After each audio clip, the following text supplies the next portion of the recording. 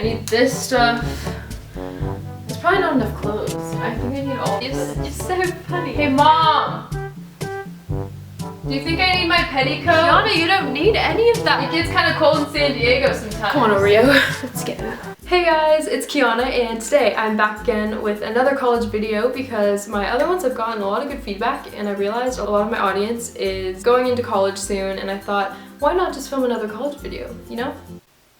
So basically, I thought I would share with you guys some of the things that I've learned throughout my freshman year because I just finished, and geez, that was a great year, guys.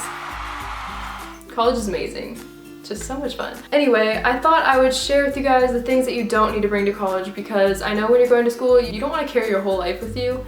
You want to leave some of it behind because you don't have much space in college. Dorm rooms are pretty small. So pretty much, I'm just going to be telling you guys some of the things that I think you don't really need in college, things that are just unnecessary, and let's just hop into the video. Okay, so I wrote all the things down in my handy dandy notebook.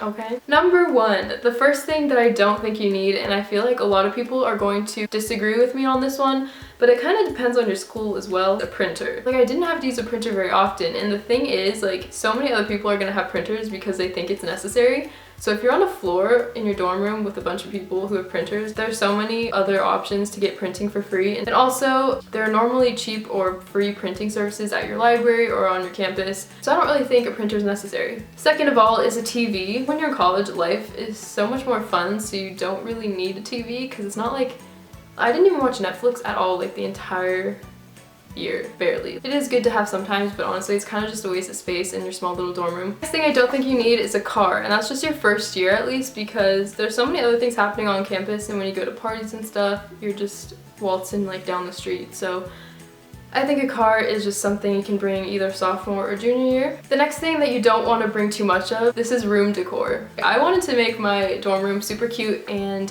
just like fun and decorated, but when it came down to it, it was kind of just not worth it to bring so many posters and stuff because at the end of the year, it's more of a hassle to bring all that stuff home. Honestly, like, my advice is just to not over accessorize your room, but definitely add some stuff because you want your room to be inviting and fun, so like people will come in. Aww, little baby.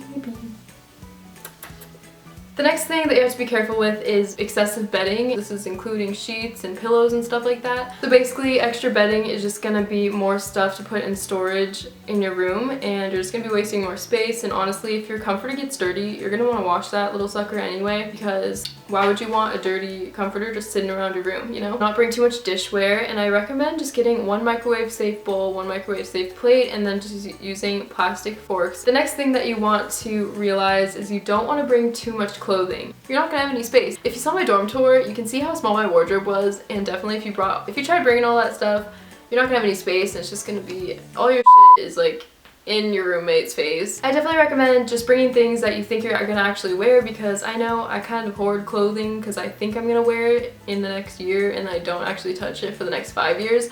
So just bring what you think you'll wear, and also you're probably gonna be wearing comfy clothes depending on your school, but I kind of just lived in the same outfit. I'll insert a picture right here of what I wore every single day.